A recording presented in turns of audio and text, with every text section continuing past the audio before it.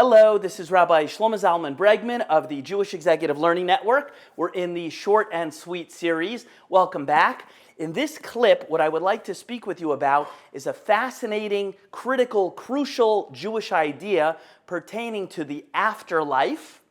What happens to us, Acher Meya Ve'esrim, after our 120 years in this life is done. The Torah, depending on how you pronounce it, it talks about it absolutely for sure. There's a fascinating verse in the Chumash that says, Vayikach Moshe es Atzmos Yosef imo. Here's what happened. Just 20 seconds of story time. Moshe Rabbeinu was going to lead the Jewish people out of Mitzrayim. Yosef HaTzadik, Joseph, had passed away in Egypt at the beginning of the Jewish time and experience down there. And Joseph had made the Jewish people make a promise, a shavua, an oath, that when the Borei Olam, when God will take the Jewish people out of Mitzrayim, out of Egypt, please take my remains, my bones, and bring me to Eretz Yisrael, and that I should be buried there. That's what it says in the Chumash. So at the end, when it came time for Yetziat Mitzrayim, leaving Egypt, Moshe Rabbeinu was going to fulfill it. So the verse says, Vayikach Moshe es Atzmos Yosef imo. Moshe took the remains, the Atzmos Yosef, the bones of Yosef, imo. Good? Okay. Ad kan, up to there, that's the verse. So what does this have to do with the afterlife? I'll tell you something very cool.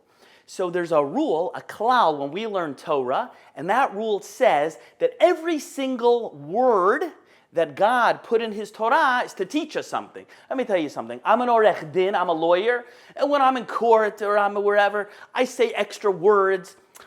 That's just what happens when you talk and when you write. But when the creator of the universe puts an extra word or an extra letter, you better believe it's there for a reason. You know what I mean? You better know it's there for a reason.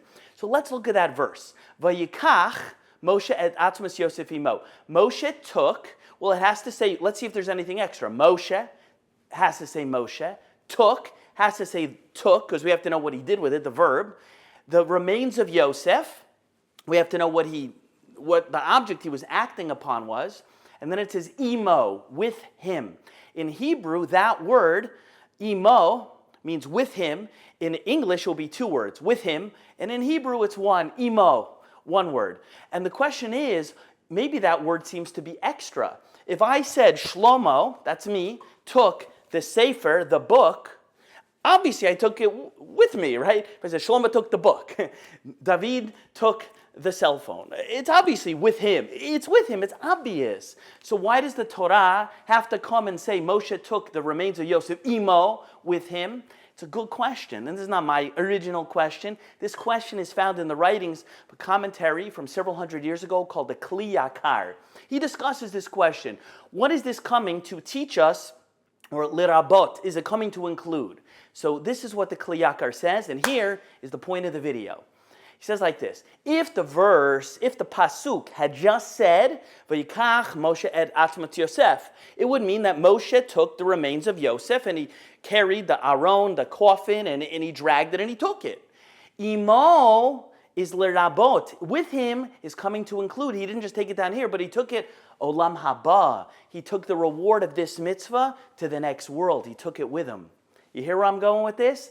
We have to know, and this is one of the places where the written Torah and the oral Torah allude to the idea that when we do Torah, when we do mitzvot, when we do chesed, when we do what God asked us to do as Yehudim, as Jewish people, we have to know we're not just doing things that make our lives better down here and make the lives better of people around us. Oh, for sure that's true. But we have to understand that we're taking it with us. We're taking it every single day with us to Olam Haba.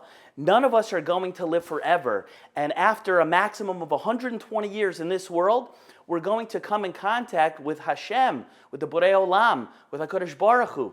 All of those names, the same creator, the same one. We're going to meet him, and whatever Torah and mitzvot that we fulfilled and accomplished in this lifetime, that is what we are going to have for eternity as our schar, as our reward. Okay? So listen, I'm busy with things all day, just like you. You might be checking your Instagram, you have Facebook, you have friends and family, barbecues, fun, whatever you're busy with. I understand. We're all very busy. But just make sure that if you're a Jew, make sure that every single day you fulfill at least some of the mitzvot. And thank God there's 613. I mean, that's a lot of selection to choose from, right? There's so many mitzvot to choose from, but make sure every single day you do something that is eternal, that is connected to that, because you're not just basically doing nice things down here. You're basically preparing your eternal retirement account in Gan Eden, in Shemayim, for eternity, okay? So I want you to take it with you, because I care about you, and I want you, when you ultimately get where you're going, I want you to have plenty of resources for the provisions along the way. This is Rabbi Shlomo Zalman Bregman, the Jewish Executive Learning Network. We will see you the next time.